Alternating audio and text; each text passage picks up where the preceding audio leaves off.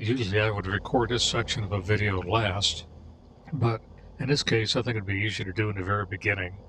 And I'm going to take this video that follows, turn it into kind of a cartoon effect inside DaVinci Resolve. I've never done that before. Put it up on YouTube and see if anybody watches it. It might be a little bit on the long side, but I'm going to try it and see what happens. So with that, we'll begin the story. Good morning, everybody. This is Kitster, and I am going to try to recreate the True Grit story using the True Grit Trail that was created by some high school students up in a place called Russellville, Arkansas, which is just north of Dardanelle. And this is where the story begins for Maddie Ross and her servant, her hired worker, as they take the train ride out to Fort Smith. It's a long ride, so I'm going to double speed it here because we have a lot to get through to get it done. It's over 260 miles for the complete trip. And the high school students try to recreate where they believe the trail took place, the ride took place in the whole affair of the story. And I just finished reading the book. I've watched the movies, and I'm trying to fit this trail into the book, and I can't quite make it work. But it starts with Maddie Ross taking a train ride to Fort Smith, and then at Fort Smith, she meets up with Rooster Cockburn and LaBeef, Mr. LaBeef, and they go on a pursuit of Tom Cheney, who had shot and killed her father here at Fort Smith. And she's out to avenge the blood of her father, and also at the meantime put her father back on a train to go back to Dardanelle while she goes out to find the killer. And as they take off on the ride, they understand when they get to Salisaw that this person named Ned Pepper has been found, and he's up in this area, and he has just robbed a train. And I think that Tom Cheney, who was responsible for killing her father, is worked this group of people, and they eventually get down to this little cabin down here, and there's a shootout that takes place in the cabin. And the way that the ride works, I'm pretty much sure this is the way it goes till you get to here. And then from here, eventually they get to McAllister, and they drop off some dead bodies. But I don't think they went here and then back to Robber's Cave. I think instead the trip went more from about Kinta, and then they went south and ran into this, and then from here went over to McAllister, and then eventually back over here to the Whiting Stair Mountains, to the episodes where there's the Maddie gets captured, and then she ends up with Tom Cheney and gets into a snake pit. She kills Tom Cheney, falls into a snake pit, and Rooster Cockburn has his famous shootout with the bandits right out about here. And then LaBeef makes the famous long-range shot with his long-range gun. I'll get the name of it in just a second. Sharp's rifle, and he makes a 600-yard shot from up here. And eventually the three of them get Maddie out of the cave and try to take care of her snake bite. But while the high school students have these trail ending right here, really Rooster Cockburn takes her back up to Fort Smith and tries to get her to a doctor to save her life. Unfortunately, not in time to save her arm. And here the story differs.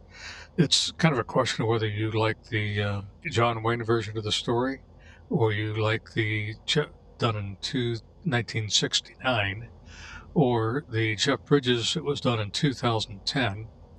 The Jeff Bridges takes Maddie all the way back up here to Fort Smith, and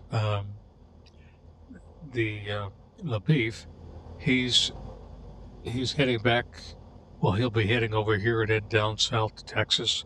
He's a Texas Ranger, but he's pretty much going home empty-handed after he'd been wounded and hit in the head with rock.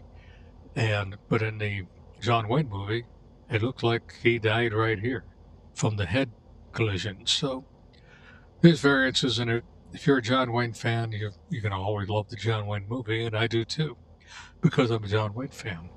The only reason that I kind of favor the Jeff Bridges version is because the mountains in Oklahoma aren't as tall as what they show in John Wayne, of which a lot of it was shot out in um, Arizona.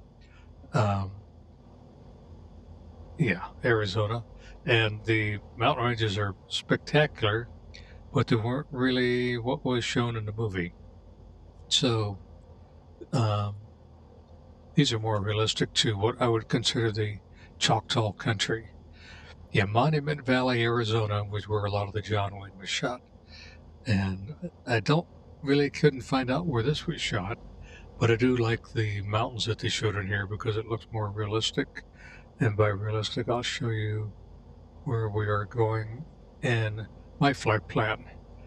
My flight plan differs a little bit because when I find out in Salisol that the Wagoneer was where the uh, Ned Pepper and his gang robbed the railroad, which was the Katy, Kansas, Texas, Missouri Railroad, later known as the Katy Railroad, and they robbed that, and then they headed down to this place called the caves and did a hideout there. And from there, um, they got away in a fight, but they were left with some dead bodies. So they took them over to McAllister and then rode back here. And this is where the shootout occurred, where the snake bite occurred, where Rooster Cogburn did his lone man against four on horseback, and then eventually took Maddie back up here to Fort Smith. So I cut out this section right in here because I couldn't make it fit the story to go all the way over here, back up to here, and then back down to here. So I think this is a little more true to life where the events in the story took place. And the events in the story took place, they really represented real people who lived at the time.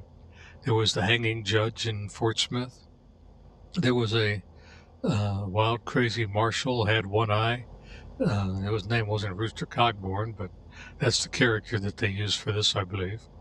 And the other characters were individual bandits who were out here doing their thing, maybe with other people.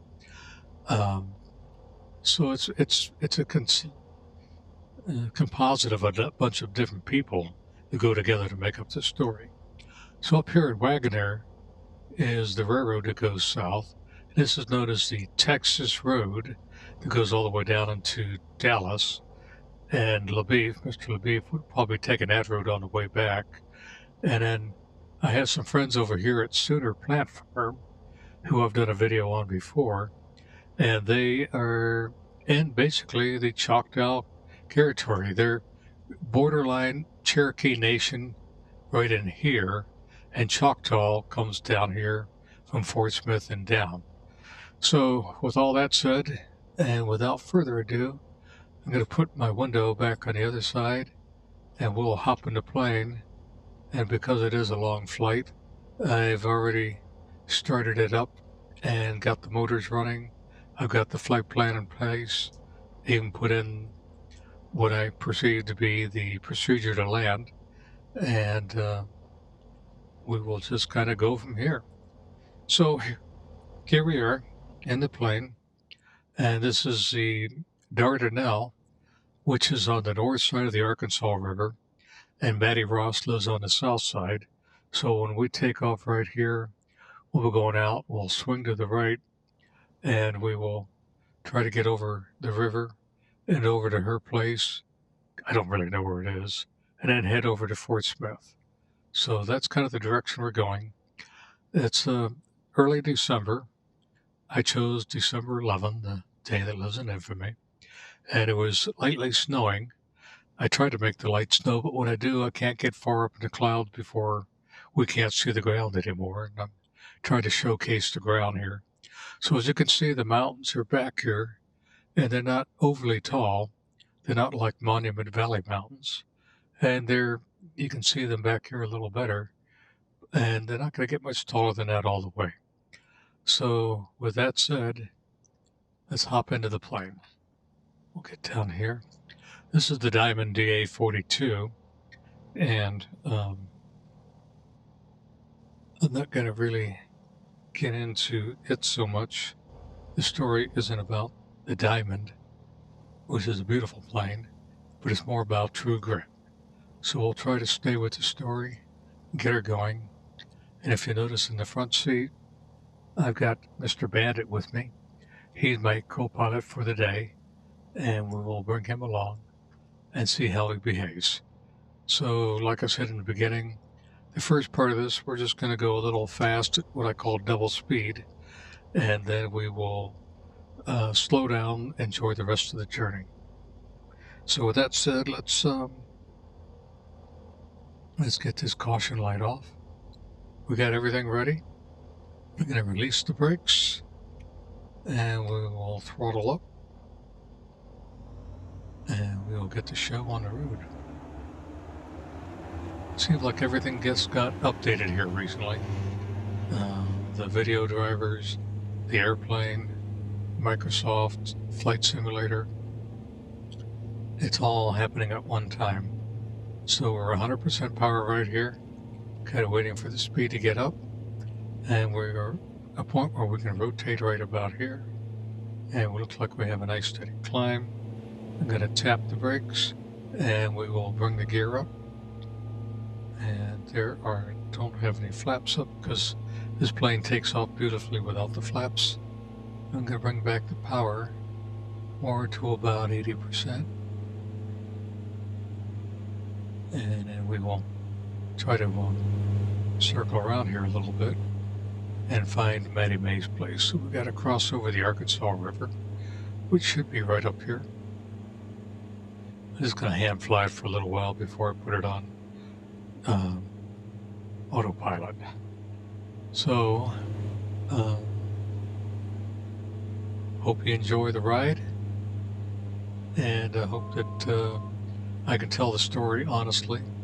Again, I'm not really trying to recreate the book or recreate the movies.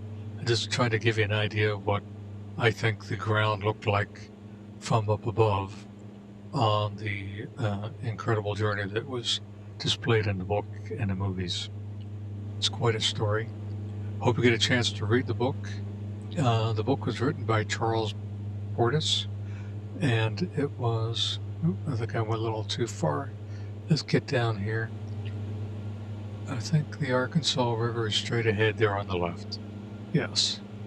So let's just cruise over there a little bit, give you an idea of what it looked like.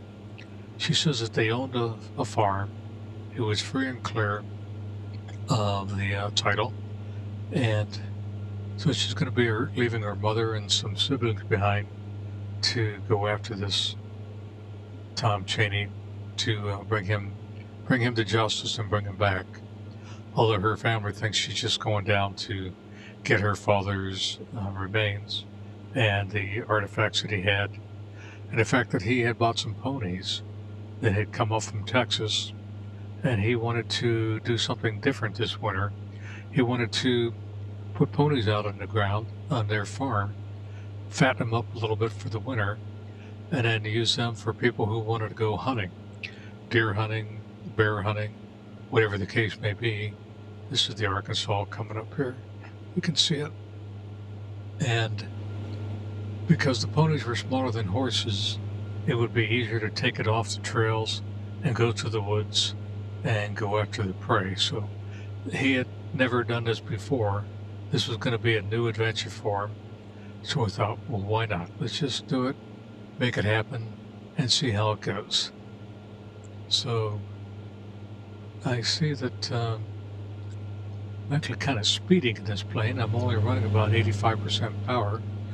I can see we're doing about 150 knots on the left-hand side. But we got a long distance to travel today, so we're going to push it into the yellows just a little bit. After all, I can reset the damage when I land, and we'll be in good shape afterwards. So we'll just stay south of the river here for a little bit. Not really knowing where her place is, but to get an idea down here that it could have been anywhere down here. And I'm sure that people enjoyed the looks of these mountains and the scenery, the change of scenery during the winter seasons, spring seasons, and all that takes place. So with that said, let us just gonna go ahead and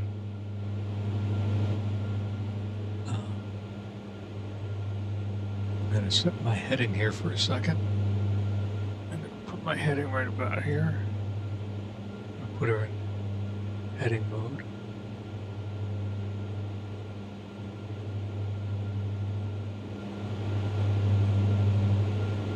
I can read it. Oh, better come up. Kind of flying left-handed while I do this. And then we will turn on the autopilot.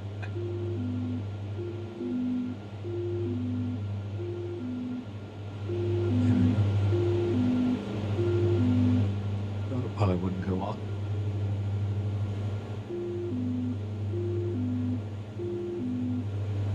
And then we're trying to stabilize it in the autopilot.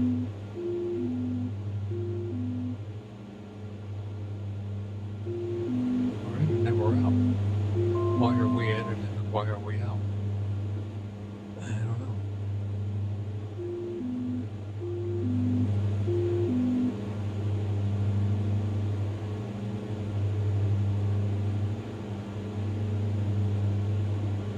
I see. I was already over my 2,200 feet. That's where I wanted to be. So we've stabilized here at 2,200. And now, that said, let's go ahead and put it on nav right here. And we will get the plane onto the, I'll show you what I did. We are now on the green line here, trying to get on here. And we'll stay on the navigational course, which is where it's at, trying to find it right there. So we're in a 15-mile range here. We don't really need our landing light on, or taxi light on. We should, we're below 1,000 feet, but, 10,000 feet, but we'll just stay here for a second. We are now on the trail, and if you look around, you'll see the Arkansas River is up here on the right in this neck of the woods. And we're going to keep the weather pretty much consistent like this all day long, because I think more or less this is kind of weather that they predominantly did in the Jeff Bridges version of the movie. So we have a ways to go before we get to Fort Smith. So I'm going to take the sim rate and we're going to increase it here to twice the speed and cut back the power on these engines to 80%, and we'll just carry forward here. So we're on our way to Fort Smith. Mr. LaBeef is quite the character that comes up from Texas. She's going to meet him in Fort Smith. And kind of watching this while I'm looking at my notes to make sure that 2,200 feet is adequate. And I think it is, because everything in red here is danger ahead. We're going to hit some mountains. And I think we're clear sailing to where we are. And I do want to give an idea of what the mountain ranges look like. Monument Valley is a beautiful place, but it's much, much taller than what we're seeing right here. So, Mr. Bandit, what do you think? Are we doing okay? He looks a little nervous. He just keeps looking at the map, wondering, are you on the right course? What were you doing in the beginning? So he's going, knock it off, kid, and keep this thing going in a straight line. So we are now about halfway to first waypoint. We're going to really be heading right to Fort Smith. And at Fort Smith, we're going to be crossing over the Arkansas for the second time. We're going to cross it over again, go to a town, cross it again. And that's the town where she gets it introduced to all the characters. And then she finds out that LaBeef and Mr. Cogborn want to take off without her. And so they jump the gun. And then she follows behind, crossing the Arkansas River on her pony that she bought from the horse trader in Fort Smith. His name was Colonel Stonehill. Quite a character he was, because he had sold the original ponies to her father, and now that her father is dead, he didn't want to buy them back. But she shows that he was actually in jurisdiction of them because they were at the barn or the stables that he owned. So when he died, he was taking care of them, and that turned them back into his property. So he should be buying these ponies back. So this is an incredible trading scene if you're used to like an auctioneer or going to a trade to get something done and settled. That takes place, and for a 13-year-old young girl, she does hold up to it and does a very adequate job of letting this guy know that nobody's going to take anything away from her without a battle. And so she holds her guns and gets the job done. So in the movies, both movies, you don't really see much of the train ride. You see them get on the train, you get off the train, but that's about it as far as the train ride is concerned. So I'm guessing that I'm kind of following a path that the high school students chose, and I'm assuming they did the homework, probably figured out the lowest level route that a train would take and make it match some car routes. So that's usually how car routes and train routes are made in the low levels, unless there's a floodplain.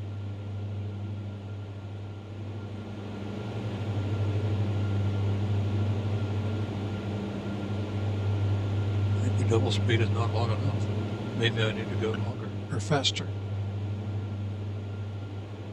I don't think I have a 3 times speed. I think it goes from here. Next speed is 4 times. But let's just pick it up so we get the train ride. We get into Fort Smith, and we'll slow it down when we get close to it. If I get outside the plane, you can see we're moving along at a pretty good clip right now.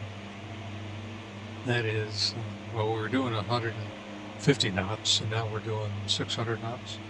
And our little plane is close to the ground. That's speeding quite a bit. No wonder the dog doesn't want to look out the window.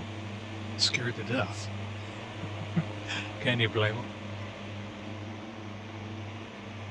Okay, we got one more little waypoint to make, which was be following the road, probably the train tracks below.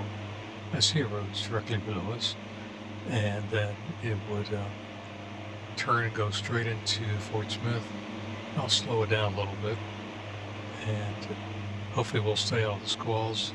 In the movies, they're running out of snowstorms, so I think a little of this activity right up here is probably snowstorming right in here. That was a turn, pretty abrupt. Okay, we'll just continue on because I don't really know how long it's going to take to shoot the whole thing, and I don't want to bore you to death all the way through, so we will continue on at this cruising rate.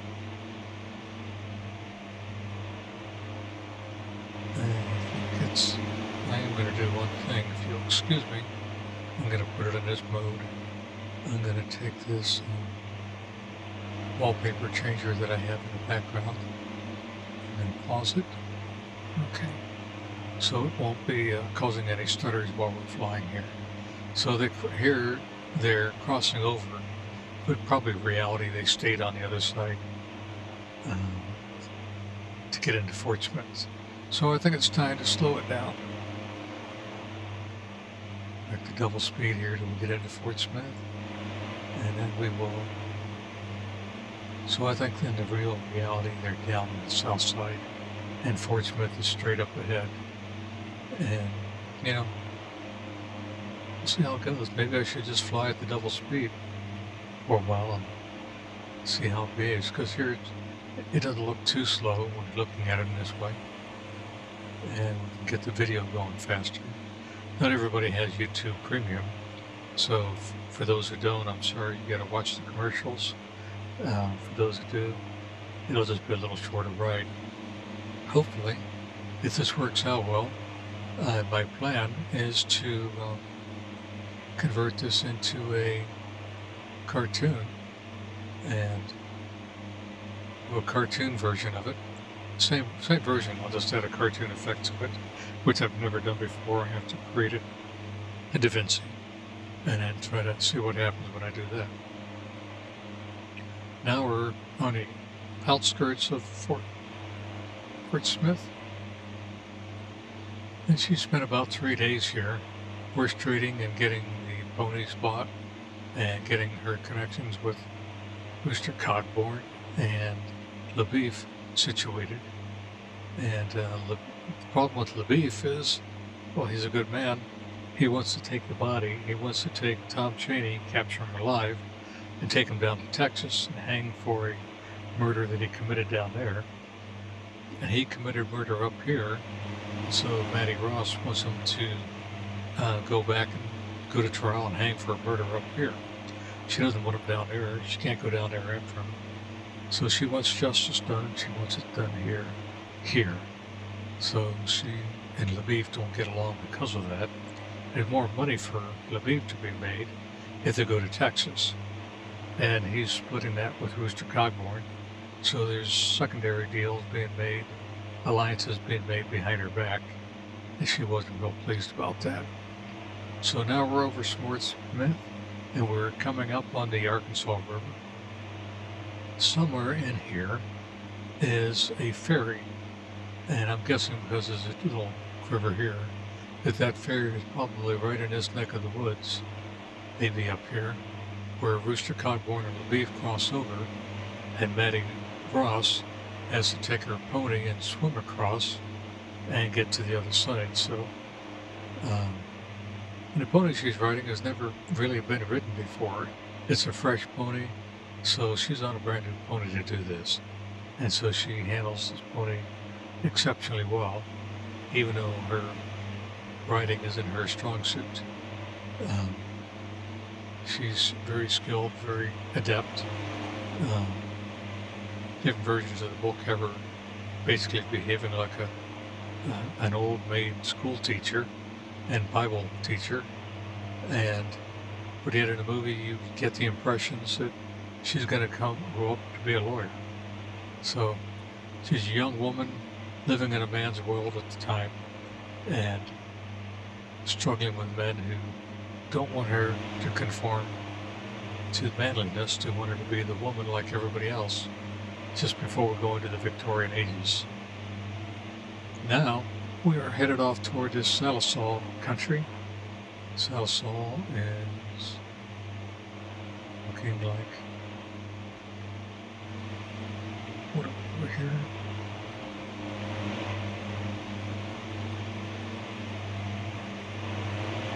So we're heading, we just left Fort Smith. We're getting up to Salisal. We're going to get word that Ned Pepper has been seen at a railroad that he has robbed.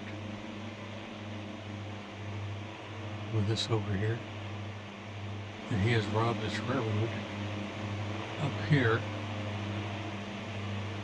in Wagoner and Sooner Platform. And this is Salisal, where they get word that Ned Pepper has last been seen. Well, he actually left.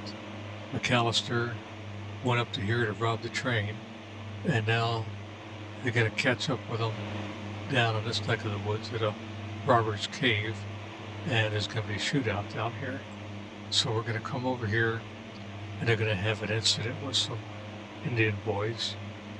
Oops. And then again, some Indian boys, and pick up the story and then head south.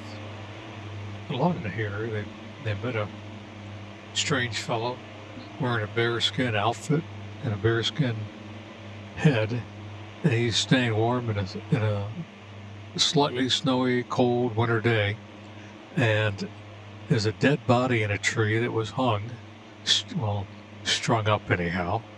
And so Rooster Cogborn has Maddie climb the tree and cut the body down and see if that's Tom Chaney or Ned Pepper. And it's neither of the two when this man wearing the bear hat comes up, and he says his name is, I'm going to look for it here real quick if you bear with me.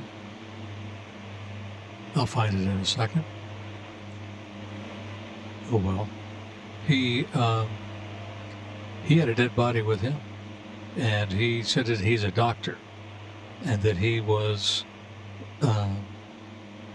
he would practice on people for anybody that would sit still for him. So he tried to he wanted to buy the body that they just cut down on the tree, figured he could sell it somewhere to the Indians and at a low price and make some money for it if it really was a bandit, that he could claim a reward for it. So that's where they met down below us here.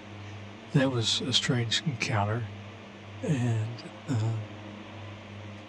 I'm looking at my notes, but I don't see his name right now. It's in here.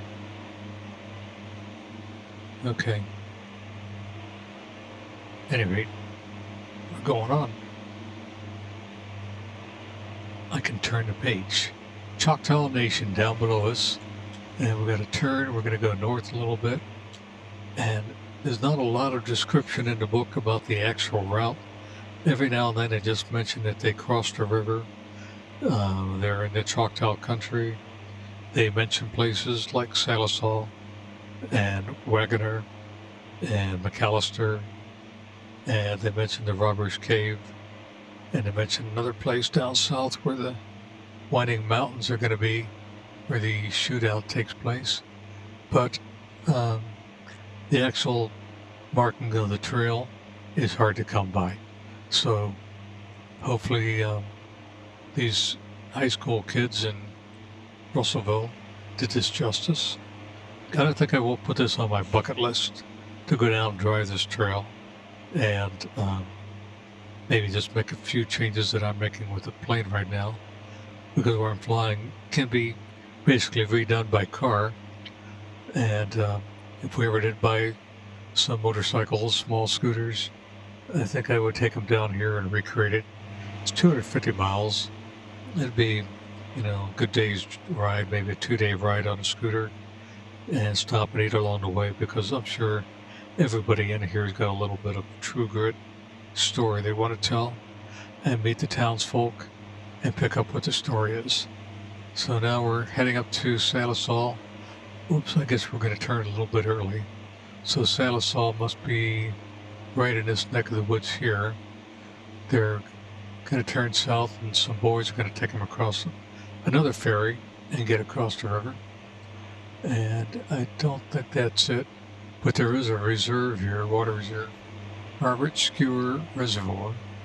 And so eventually they have to get across this river, and I think there's going to be a little ferry ride taking place right in here. They don't really show it in the movie, they just talk about it in the book. So these boys get them across the ferry here. A couple young teenage Indian lads, maybe younger. So now we're getting deeper into the Choctaw Nation. As Matty Ross puts it, we're now heading south-southwest. So that's where we're going at the moment. And let's get back in the plane, see if everything's behaving okay. We're not speeding. We're doing 160 knots. And because we're time warping, we're really doing 320. Get rid of that alert flight right here. I'm just checking on the fuel, the oil, the temperatures. Everything looked pretty good for going twice as fast. Basically, we got 3/4 tanks of fuel heading south. That's kind of the ferry right up ahead. And another turning point. And maybe that's where they met the character with the bear head. And looks to me like that's going to be right up there by that mountain. I'm looking at my notes for a second. I want to get the name of that man. He kept talking about him in the book about the original Bob from Texas. He's a bad person hanging out with Ned Peppers, and looking for his name. I think I wrote it down. Maybe I wrote it on this other piece of paper.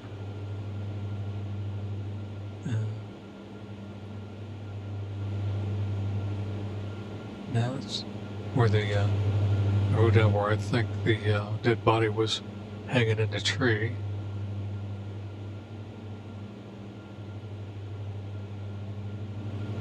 Yeah, I guess I didn't write down his name. He's right. Can't find it. But he talks about Bob, not to be confused with another Bob, but the original Bob from Texas, and that's where he said he bought the other dead man. So I thought we'd have a little more sunlight than this. Just a little foggy out there. It looks almost smoky. I know there's no smoke. And I don't have my interior lights on, so I don't think it's... Yeah, I was just wondering if I was getting frost on the windows, but I don't see that happening either. We are... Oh... The outside air temperature is, well, could be 12 degrees below zero, or 12 degrees Celsius, the outside air temperature. So it could be a little bit, but I don't think so. I kind of did a dry run of this the other day, and same weather, and I wasn't getting this effect, so maybe it's just the way the sun's playing through these clouds at the moment, and it'll clear up here in a few minutes. Everything else is just the same as it was before when I flew it, except I'm going twice the speed, so maybe that's has something to do with it. We still are going twice the speed, aren't we? No, we're only going one time. Let's speed it back up. Okay, so up here is probably where they ran into the original Bob and got the dead body, and the dead body's hanging in the tree. It's kind of what I'm thinking. So, rendering this video out in DaVinci Resolve, it also got an upgrade, and I'm trying something different this time also. I have my voice recording on one channel, and we're going to head more westerly, and I have the engines of the plane recording on another channel, and I'm not sure how loud the engines are. I don't really hear them in my headset at the moment. I just hear a little bit, but not a lot. And I'm going to try the auto ducking out inside DaVinci Resolve, or I'm going to line up my voice channel with the sound of the engines in the plane on the other channel, and then as I'm talking, I'm going to have it automatically synchronize with the other audio channel and try to duck down the engines, lower the volume, so that my voice will be clear when I'm talking, and when I'm done talking, after a pause, then let the engines come up in volume to be back to where they were before I started talking. So it's common to do this in documentaries, and I thought, why don't I just give that a try in flying airplanes and see how that behaves. So as you can see, the mountains, they're here, they're landmarks. You definitely live on one side or the other side of the mountain, but they are not super tall mountains, they're just there. I think I have the time set for about 12 o'clock noon right now, and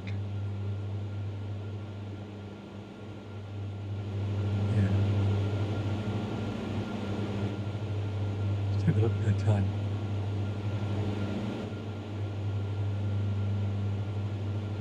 Yeah, it's about 12:30 at the moment.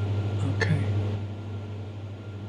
So we are coming up again to another section. There's no real rivers right here to cross, but I'm pretty sure that had you taken this by car, you'd be running down that road right below us, right down this neck of the woods, in between the valleys, and that's probably where they were going.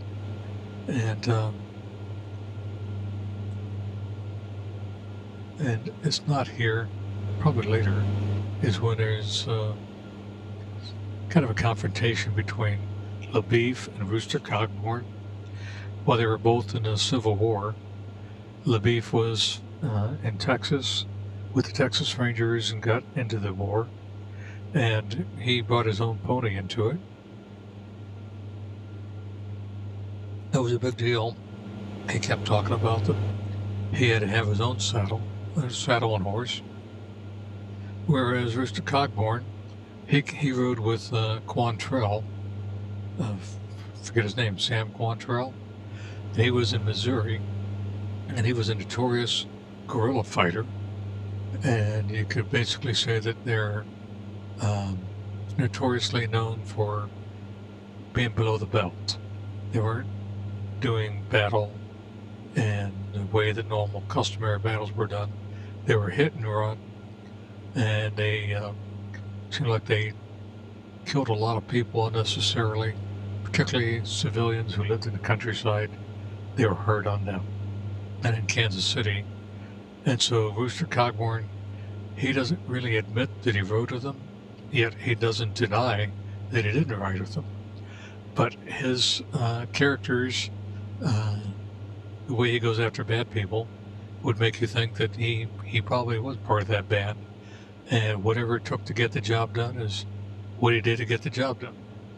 So he's a little on the wild side, which is the reason why Maddie Ross chose him, because she asked a man in Fort Smith, who's the best sheriff to go after Tom Chaney? And the sheriff mentioned 3 people. One was strictly by the book, and he will get the job done. And another one is more of a scouter, and he's more meticulous, takes him longer, but he too will get the job done. And then there's Rooster Cogburn, whose ways are not exactly above board, and if he has to shoot somebody in the back, he'll shoot somebody in the back to get the job done. So at the end of the conversation, Maddie Ross says, "Where can I find this Rooster Cogburn?" And that's how she bumps into him, and they get a line together. Okay, so we're just ahead up here. They're going to get some more information about where Ned Pepper was and where they think he's going to. And Rooster Cogburn knows this area very well, and Mr. LaBeef does not. So he's from Texas. So he figured they would be a good team to match up together because of Rooster's knowledge of the lay of the land. And Rooster kind of liked the idea that this guy had a sharps rifle with him, so he knows that he's going to be a good shot from a long distance. So they got to join up. They team up. So we're going to turn left in just a moment here, and I hope I have enough altitude. I think I do. You can see down below the range where we're going to go. We're going to turn left, and right in here, this mark right there is where this cabin is going to be, and a shootout is going to occur. So that's going to be in this section of the woods right there. Why is my screen looking faded out? Why is everything looking faded out? Again, I just put on a new NVIDIA driver yesterday, and I hope that's not causing it. And if it is, I can fix it a little bit in DaVinci. The other day I did a little testing just to make sure my microphone was working and other things were working, and outside the plane and everything looked good. I didn't really focus much inside the plane. Or maybe I have my something changed with the last update. And the overall brightness of the GPS is a little brighter now than it needs to be. I'm not sure. I'm not going to get too dwelled on it because I want to focus on where we're going. This is where the action is going to start happening. So as you can see, straight up ahead here is how the cabin is going to be, where it's called the Robbers Cove, and it is a Robbers Cave wildlife management in real life. And outside, let's see if we can get outside the plane here. Get around, look at it a little better here. There's some big mountains in here. There's a creek down here, and so probably right in this area right here is where we're going to turn but there was a shootout that took place that night. Well, it was a kind of late afternoon when they had first shootout, and then they waited for Ned Pepper and his gang to arrive later. There was a second shootout outside of the cabin, and the end result was several people had died, so they ended up packing up the bodies the next day and taking them to McAllister, making a beeline to McAllister. And that's when they were talking about, they don't really know where they're going, but he knows that if he continues west this way, eventually he will run into the Texas Road. The Texas Road will take him all the way down to Texas, and just south would be McAllister. So that's where they go. And he knows somebody in McAllister, and so they'll fuel up, get supplies, and get back on the trail of Ned Pepper and his gang. Tom Chaney is hopefully with them, although they didn't see Tom Chaney at the robber's cave, and they didn't see any evidence that he's really with them. But there is somebody who had some cartridge shells from a Henry rifle, and this Tom Chaney is said to be carrying a Henry rifle.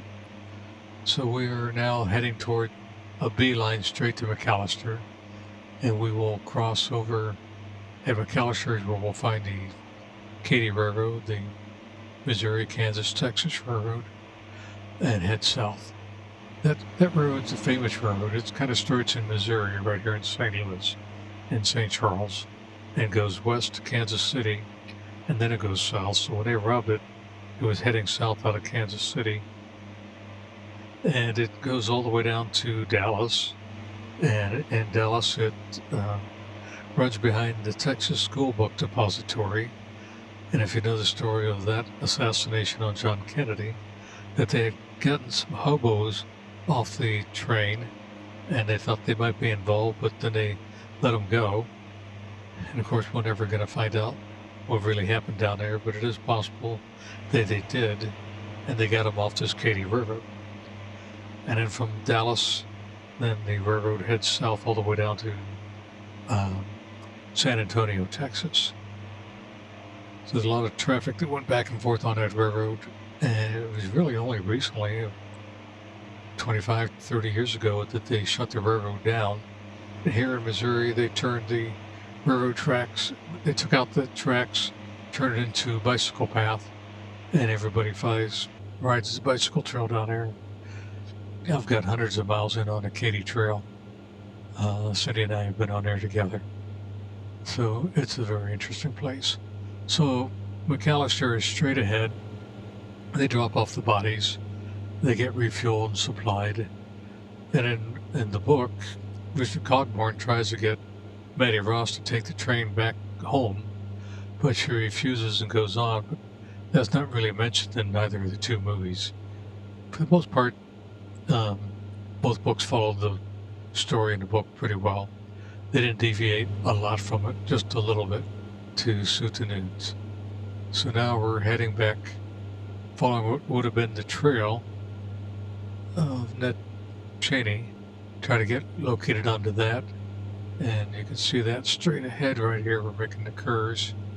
We're going to be heading back southeast in a moment here. South and east, even though this is just following the direction of the track. And straight ahead, we'll get into that on the map. You can see that it looks a little more like this, heading down here, coming over to here, following these where the cars would have gone, and eventually we're coming down here to where the shootout took place in what's known as the Winding Stair Mountains. So that's the direction we're heading next, Winding Stair Mountains. And so the ground looks a little flatter in here. And again, I think if you're going to ride hard, you're going to press into the flat ground faster than it will try to go up and down the mountains. So the goal is to bring back somebody and not go back empty-handed. So far, they're pretty much empty-handed. As Rooster explains it, dead people don't bring in much money.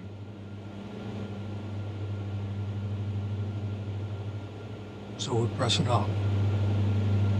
Okay, we're going to be heading, I guess, a little north and west here in a moment.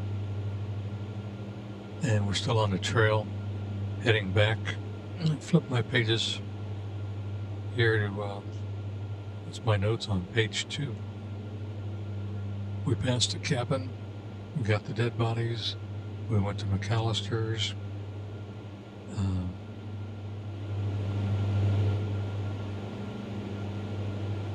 Up ahead, when we're going to get to the Winding Stair Mountains, where the shootout takes place. All along the way, Betty has proven to be quite the trail hand. She's taking care of the horses. She's helping to make the meals, and she is becoming a valuable service to them. And unfortunately, that's kind of what led into her demise, because she went down while they were still sleeping early in the morning to get some water to get the fire and the coffee going. And down at the creek is where she runs into Tom Cheney, and he's down there with Ned Pepper's gang.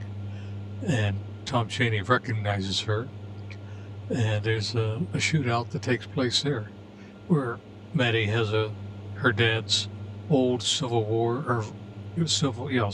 gun. It's a cap shooter, single shot. Well, it's got 5 chambers in it, I guess. Each one has to have a percussion cap on it to make it fire, but it's huge and heavy, not very accurate, not very reliable. But that's what she chose to take with her. And she sees Ned Pepper.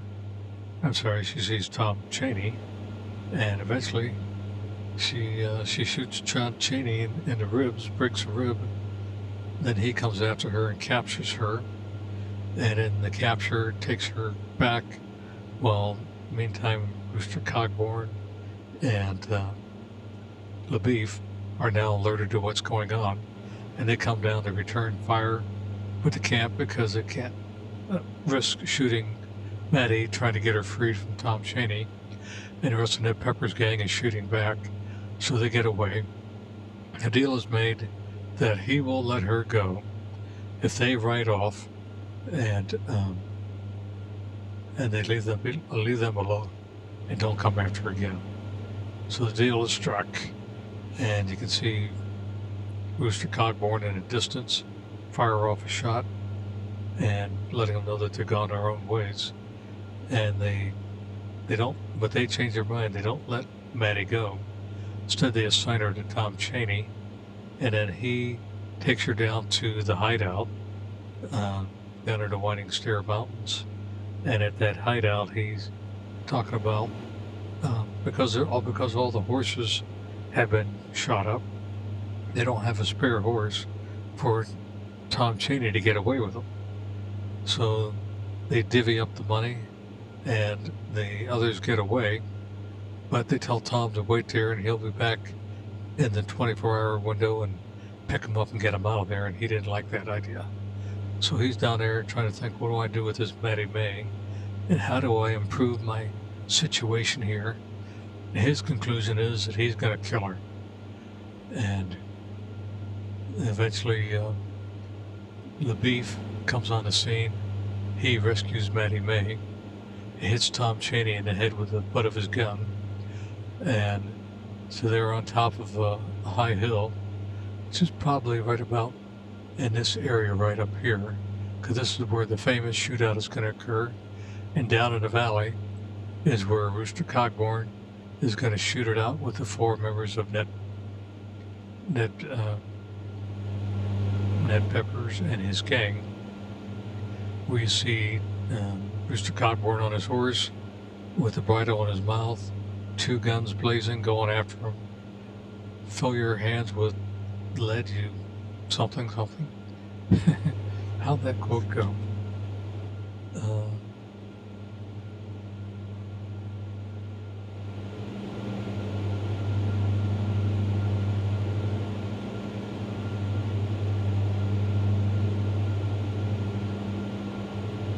Your hands, you son of a whatnot.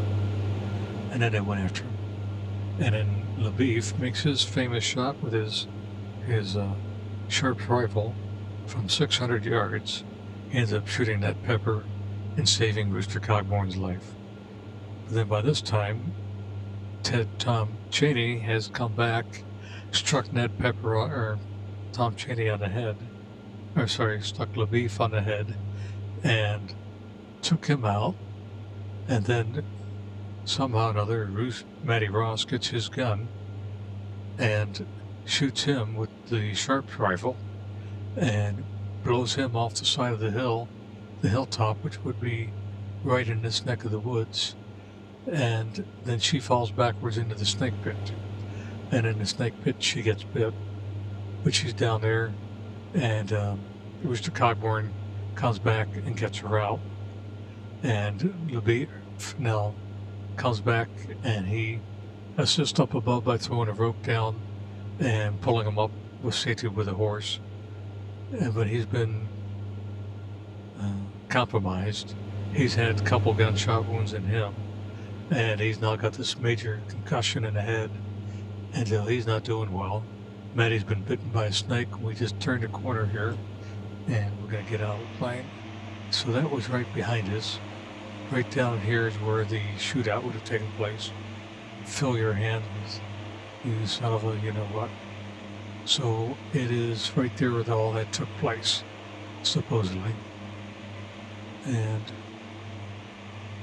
we're now heading back on Matty's pony after her rescue because the other horses were shot up.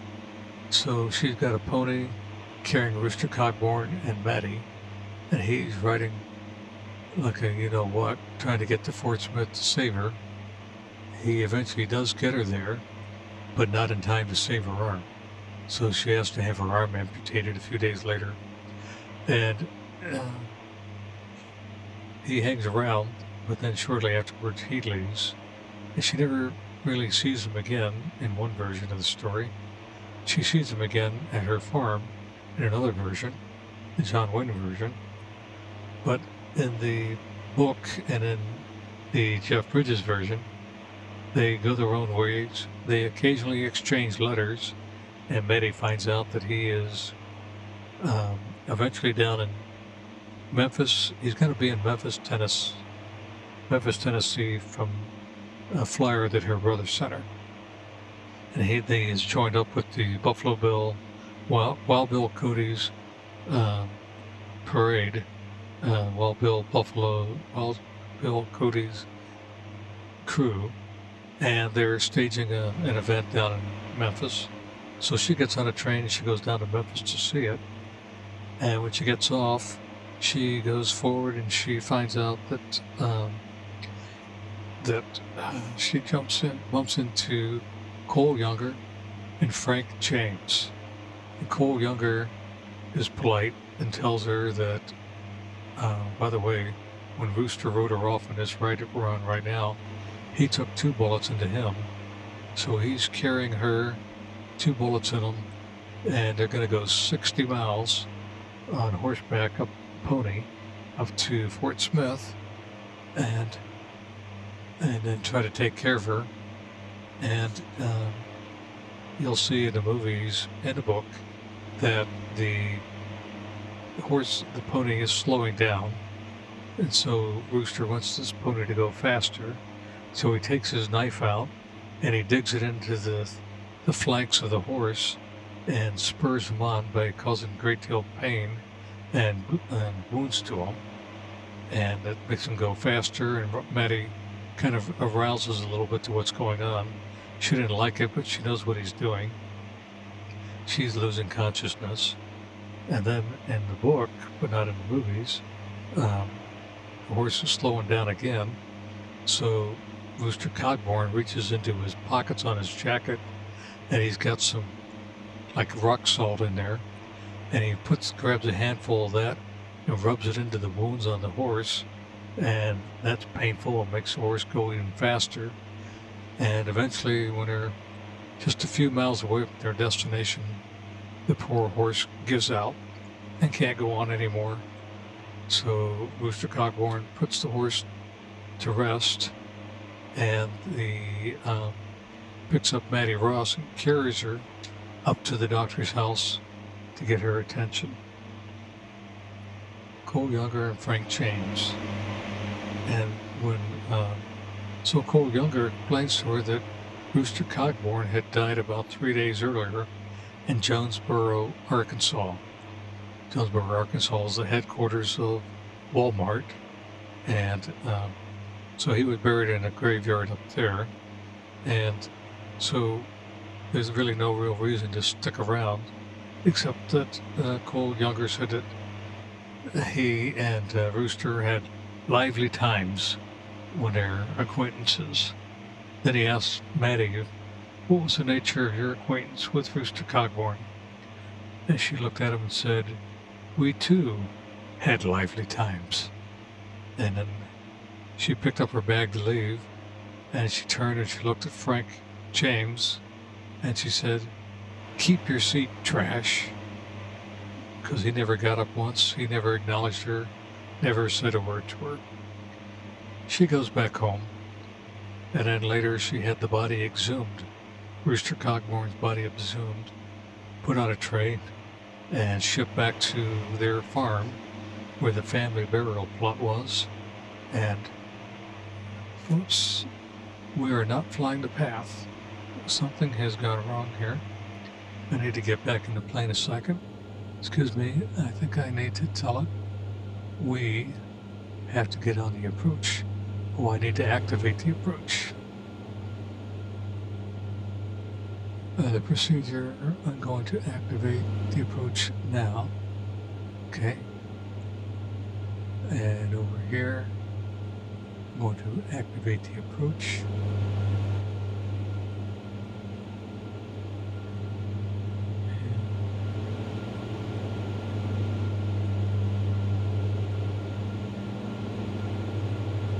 So that looks kind of strange because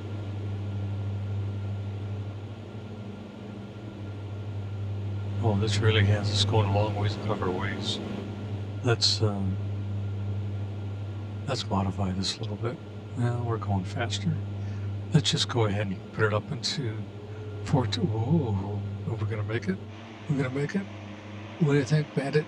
Oh yes, we cleared it. Oh man, it's close. Yeah, we'll see there's nothing right there.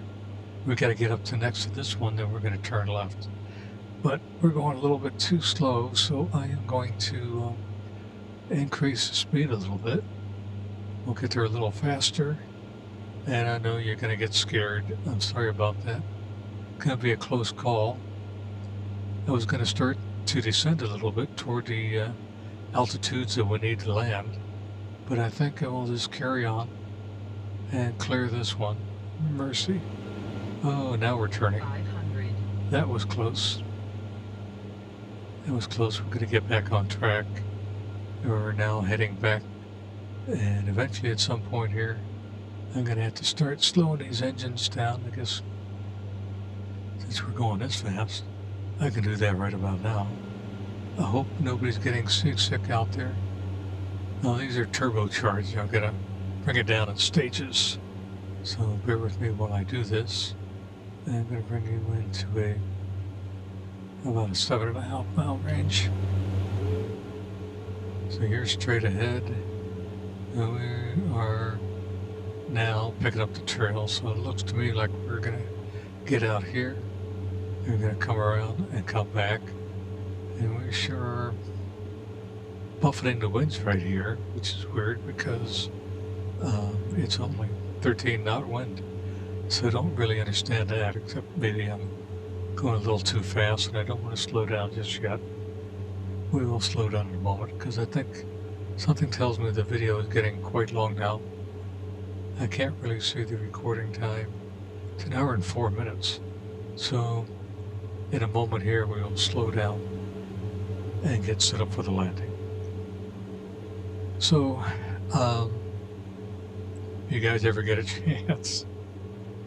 Let's slow her down. I can see it struggling here on the autopilot. I slow down to double speed. Yeah, it's giving the autopilot a hard time here. And we're on the localizer now. Okay. We'll just continue to double speed until I make the next turn, and then we'll slow it down. and go from there. Okay. Well, I didn't really fly. I didn't really fly the whole route, timing it to see how long it would take before. I didn't want it to take too long. I didn't want it to go too fast, but I wanted it to be just right. So it looks to me like the Arkansas River is coming up right below us, and that will be our turn into. Here we go. Turn back into Fort Smith.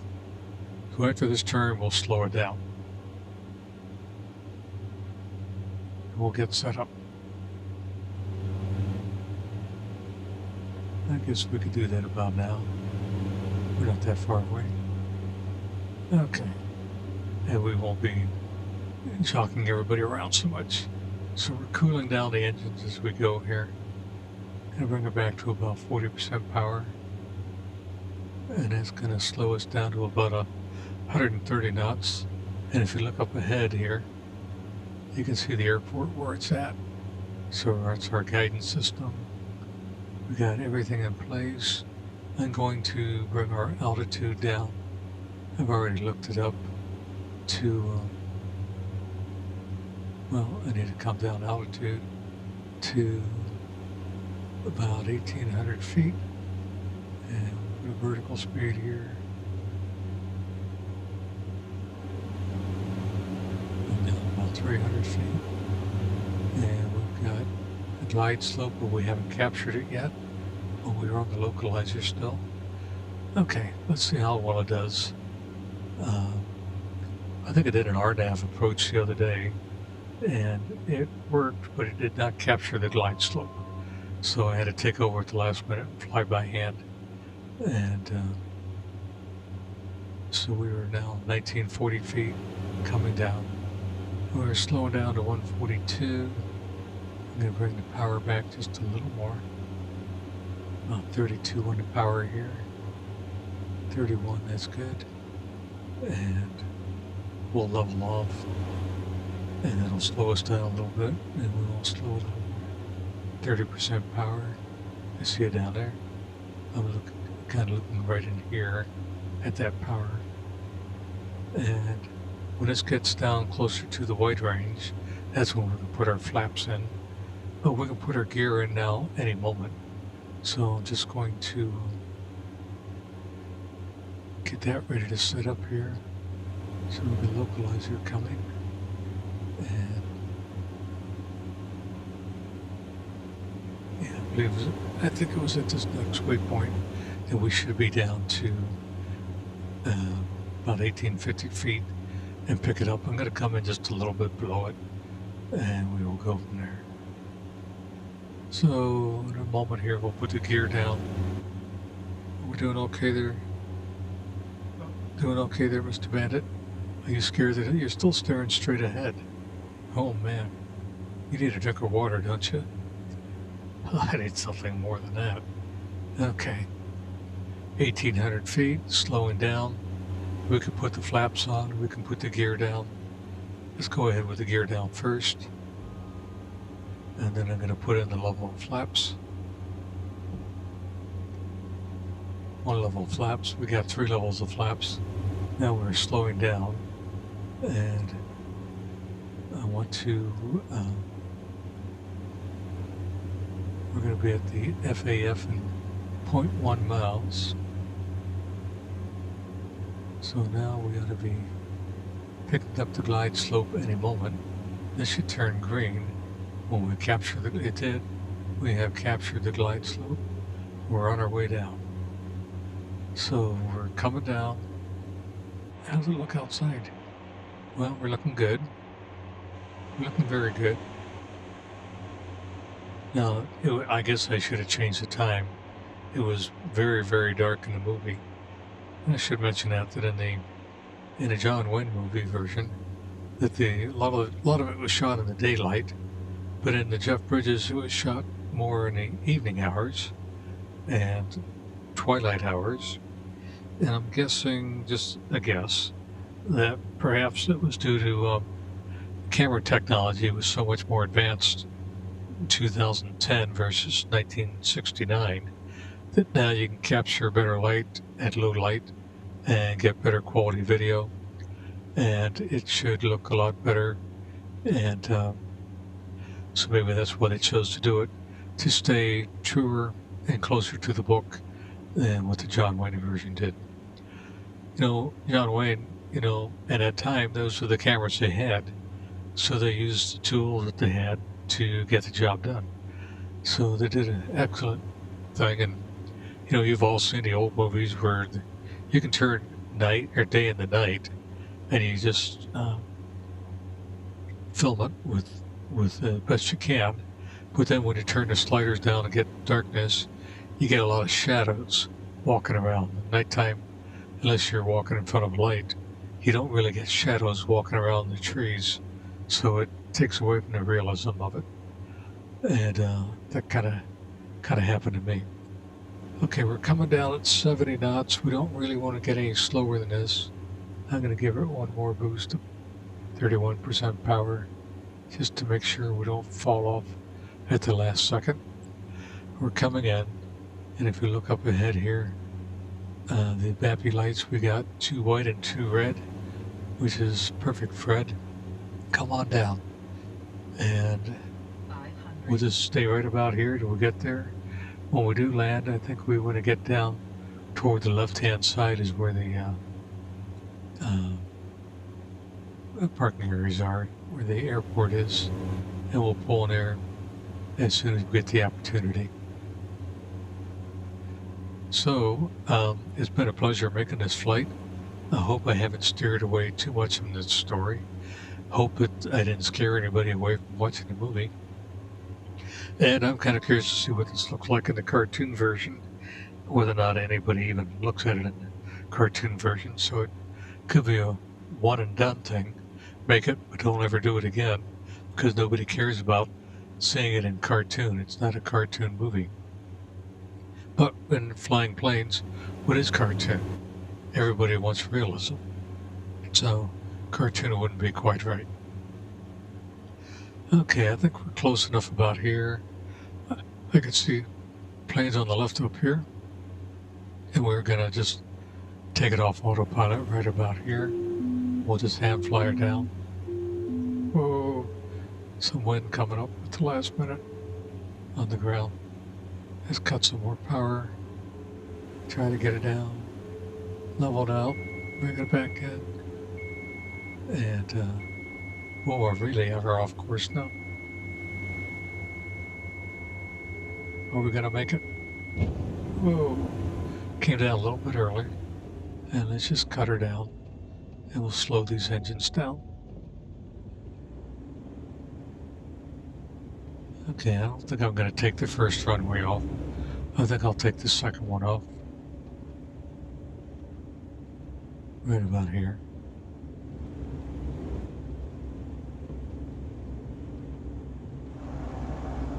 Ooh, a little icy out here. Let's get her going. Come down here. And we'll slip it around to the right. Well, they need to come out here and fix these taxiways. Take care of this thing. What do we got up ahead? Guess we gotta cross the runway. Hope we okay. So right there. It's a little late now to be looking, but we're good. Coming over here. And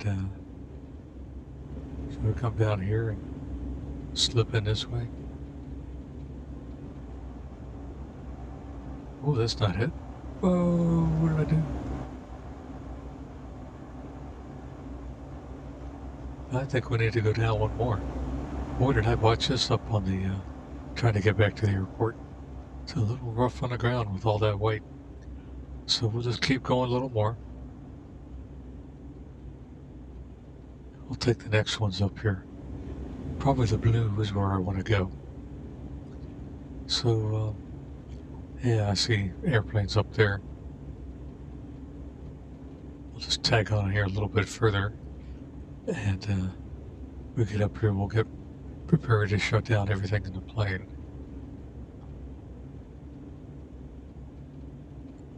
Well, at least we didn't crash, so I'm happy about that. Let's try this one. right about here. Bring this one into play.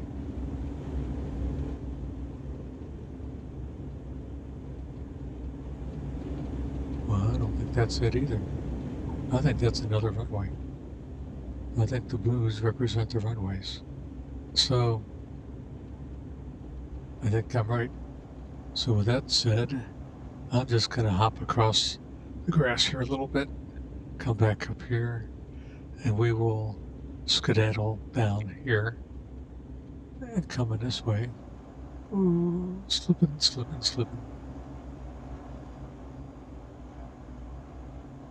Come up here and find a place to park it. Any other small planes up here? I don't see too many. I forgot that I was going to change the amount of traffic on the ground, increase it a little bit. So I don't really see much out here but me. So with that said, I'm just going to bring it up about here. And we will hold it up here. Maybe right about here.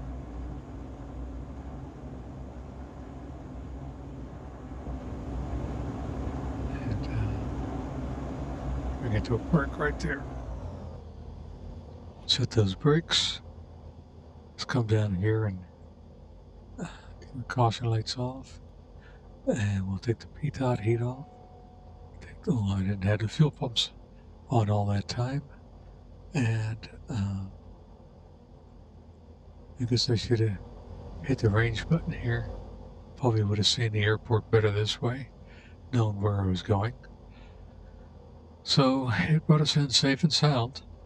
And with that, it's a simple plane to start up and down. I'm going to cut the right engine first. Just pull the power on that. And we'll just pull the power on the other engine. And that's really all you have to do. Everything else, you just let her go. And we'll turn off the navigation. And we'll turn off the batteries. So we're now cold and dark. And, Bennett, what do you think? You still scared to death? You look a little nervous to me. So hopefully, you want T-bone? Is that what you're saying? Is this, do I push a button and get a T-bone out of here? Or you're drooling for it, aren't you? So we will just hop out here and just give you a little tour right here of the airport. Let's look out there. Maybe 12 below 0 Celsius. It is a little icy out there. I should have been paying more attention. I left my flaps down. Oh well. Anyhow, with that said, hope you enjoyed the video, and we'll catch you on the next one. Alrighty, and that's going to be JFK, I think. Got to reproduce JFK's flight the night that he passed away from us up in New York. Okay now, take care. Bye-bye now.